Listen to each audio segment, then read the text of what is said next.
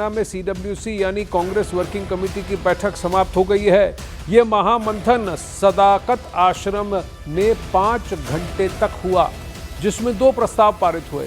एक राजनीतिक प्रस्ताव और दूसरा बिहार चुनाव को लेकर प्रस्ताव पारित हुआ है। इस बैठक में शामिल होने के लिए कांग्रेस के बड़े नेता पहुंचे थे। राहुल गांधी, मल्लिकार्जुन खड़गे, सिद्धरामैया, केसी वेणुगोपाल, डीके शिव कुमार जैसे टॉप के नेता बैठक में शामिल हुए थे। आज इस सब के परिपेक्ष में जो कांग्रेस की कार्य समिति की बैठक हुई, उसमें 2 प्रस्ताव पारित किए गए। एक राजनीतिक प्रस्ताव और दूसरा बिहार के वोटर्स के नाम पे अपील। अब वहीं कांग्रेस ने वर्किंग कमेटी की बैठक में वोट चोरी के आरोप पर बहुत बड़ा फैसला लिया है। कांग्रेस महासचिव केसी वेणुगोपाल और जयराम रमेश ने कहा है कि कांग्रेस पूरे देश में वोट चोरी गद्दी छोड़ कार्यक्रम करेगी। इसी मुद्दे पर 15 सितंबर से 15 अक्टूबर तक राज्य स्तरीय रैली भी कांग्रेस करेगी। इसके साथ ही कांग्रेस पूरे देश में हस्ताक्षर अभियान चलाएगी और 5 करोड़ लोगों के हस्ताक्षर के बाद चुनाव आयोग को दस्तावेज सौंपेगी और जवाब मांगेगी।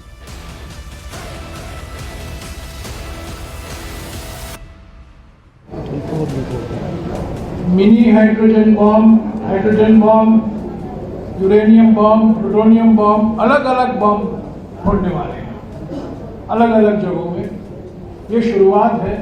कर्नाटक के महादेवपुरा और आनंद से जुड़े हुए जो खुलासे हुए हैं, ये एक शुरुआत है। और वोट चोरी अभियान के बारे में इस प्रस्ताव में काफ़ी लंबा जिक्र है। और जो अभी हमारे जो प्रभारी संगठन ने आपको बताया है कि 15 सितंबर से लेकर 15 अक्टूबर तक 5 करोड़ हस्ताक्षर का अभियान निकाला जाएगा और ये 5 करोड़ सिग्नेचर हस्ताक्षर इलेक्शन कमीशन को सौंपे जाएंगे।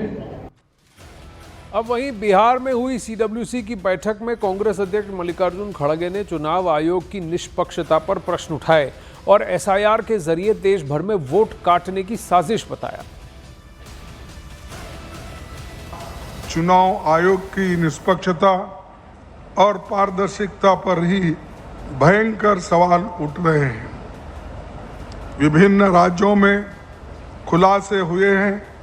ईसी उन सवालों के जवाब देने के बजाय हमें वो खुद एफिडेविट मांग रहे हैं और हमसे सबूत पूछ रहे हैं। जो ईसी काम करना चाहिए वो छोड़कर हमसे ही वो एफिडेविट की बात कर रहे हैं। बिहार की तर्ज पर अब देश भर में लाखों लोगों के वोट काटने की साजिश रची जा रही है। नीतीश कुमार को भाजपा ने मानसिक रूप से सेवानिवृत्त कर दिया है। भाजपा अब उन्हें बोझ मानने लगी है और बिहार की 80% आबादी ओबीसी, ईबीसी, एससी, एसटी वर्गों से है। जनता जाति जनगणना और आरक्षण नीतियों में पारदर्शिता चाहती है। कांग्रेस पार्टी और राहुल गांधी जी ने केंद्र सरकार को घेर कर जाति जनगणना के लिए मजबूर किया है। अब वहीं बिहार चुनाव को लेकर कांग्रेस की बड़ी तैयारी है। बिहार में हुई सीडब्ल्यूसी की बैठक में कई अहम फैसले भी लिए गए, लेकिन सबसे बड़ा प्रश्न ही बना हुआ है। जब बिहार कांग्रेस के अध्यक्ष कृष्ण अलावरू से बिहार के सीएम फेस को लेकर सवाल पूछा गया तो वो टाल गए। इतना ही नहीं, मीडिया ने जब कांग्रेस के वरिष्ठ नेता भूपेश बघेल और सचिन पायलट से भी बिहार सीएम फेस पर प्रश्न पूछा तो वो भी बिना जवाब दिए ही वहां से निकल गए, उत्तर नहीं दिया उन्होंने। यानी बिहार महागठबंधन के सीएम फेस को लेकर कांग्रेस अभी पत्ते नहीं खोल रही है, जबकि आरजेडी की तरफ से लगातार तेजस्वी का नाम लिया जा रहा है और खुद तेजस्वी भी 2 बार खुद को सीएम के रूप में प्रमोट कर चुके हैं।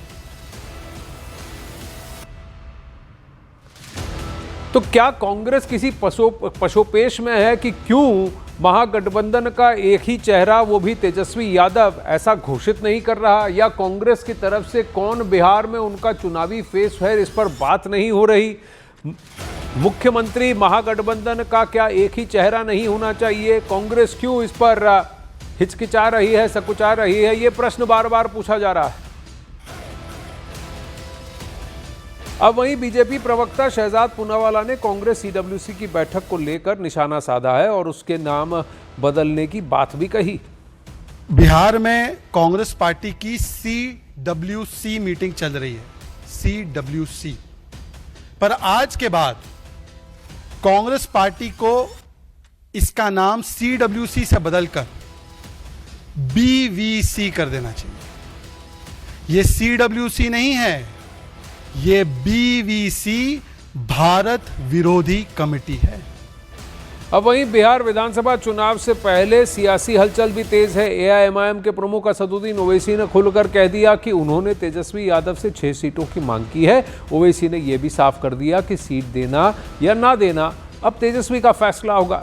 एआईएमआईएम आरजेडी के साथ गठबंधन करना चाहती है। 2020 के चुनाव में एआईएमआईएम को 5 सीटों पर जीत मिली थी, जिससे पार्टी को सीमांचल इलाकों में मजबूती मिली थी। न्यूज़ 18 इंडिया से ओवैसी की एक्सक्लूसिव बातचीत सुनिए। सीमांचल में 4 दिन की यात्रा पर निकले हैं असदुद्दीन ओवैसी। मैं पहले भीड़ दिखा दूं, उनके लिए उनकी लोकप्रियता दिखा दूं सीमांचल में, उसके बाद मैं बातचीत करती हूँ। देखिए, पेड़ पर चढ़े हुए वो बच्चे, ये तमाम लोग, खुद असदुद्दीन ओवैसी साहब हमारे साथ हैं। सर, मैं अभी आप ही की स्पीच सुन रही थी, कह रहे थे कि खत लिखा था लेकिन जवाब नहीं आया, हमने तो 6 सीटें मांगी थी। अब देखिए, जो चीज़ जनता में बात को लाना था, अख्तर ईमान साहब ने उसको जनता में ला लिया है। हम अपने ताकत के एक व्यू पॉइंट से, क्योंकि अक्सर जो सेकुलर जहन रखने वाले लोग हैं वो बार बार अख्तर ईमान साहब से हमसे कहते हैं आप कोशिश क्यों नहीं करते, आप अलायंस करना नहीं चाह रहे। हम उनको समझाए कि हम तैयार हैं, तो अब उन्होंने कहा कि नहीं, आप इस तरह करिए। उन्होंने आकर अख्तर साहब से मिला, हमने कहा ठीक है, आपकी बात को हम सुन लेते हैं। हमने ये भी कोशिश कर ली। आप देखिए, ये उनके ऊपर है, मगर हम तो पूरी ताकत के साथ सीमांचल में लड़ेंगे, बिहार के मुख्तलिफ इलाकों में इलेक्शन लड़ेंगे। लेकिन क्या आपको लग रहा है कि आप लोग तो अपनी तरफ से पहल भी कर रहे हैं, जबकि आप ही सबसे ज्यादा सीटें पाए थे पिछले चुनाव में, फिर भी इन लोगों का क्या गुरूर है या क्या है जो ये लोग नहीं कर रहे? बिल्कुल, अगर वो इसको देखिए, लेटर में 6 सीट लिखे अख्तर ईमान साहब, आपने 6 सीट मांगी, और हमने कहा कि मंत्री भी मत दीजिए अगर आप सत्ता में आते हैं, एक डेवलपमेंट काउंसिल बनाइए जो भारत के संविधान में उसका प्रोविजन है। अब नहीं करते हैं तो ये जनता देख रही है कि वो ये नहीं चाहते कि जहां पर हर समुदाय की एक सियासी लीडरशिप है, वहां पर बिहार में और ख़ास तौर से सीमांचल में मुस्लिम अक़लियत की कोई पॉलिटिकल लीडरशिप उभरे। लेकिन आपने बड़ा दिल दिखाया, जिन्होंने आपके 4 विधायकों को ले लिया, आप उन्हीं को फिर भी खत लिख रहे हैं। ये तो सब बिहार की जनता देख रही है ना, ये सब देख रही है कि कौन बीजेपी को रोकना चाह रहा है और कौन सिर्फ वही अपनी। आपको बी पार्टी कहते रहते हैं। हमको उसकी परवाह नहीं है, हम हर इल्जाम ले सकते हैं, हमको कोई परवाह नहीं है, मगर जनता तो देख रही है। और अभी तक इन लोगों में ये तय नहीं हो पा रहा है कौन सीएम का फेस है। आज भी सीडब्ल्यूसी की बैठक हो रही है, फिर महागठबंधन की बैठक होगी, क्यों इन लोगों के बीच में इतनी खटपटा? हमको इससे मतलब नहीं, हमको मतलब लीडरशिप से है, हमको मतलब सीमांचल के डेवलपमेंट काउंसिल से है, हमको मतलब यहाँ पर जो डेमोग्राफिक डिविडेंड बिहार में है, 59% 25 साल से कम उम्र के नौजवान हैं, उनके लिए क्या कर सकते हैं, उनके लिए क्या करना चाहिए, तो जो नहीं हुआ हमको उसकी फिक्र। एक आखिरी सवाल, आई लव मोहम्मद पर बड़ा बवाल मचा हुआ है जो आप देख रहे हैं, उस पर क्या कहेंगे? देखिए, आर्टिकल 25 में फ्रीडम ऑफ रिलीजन है।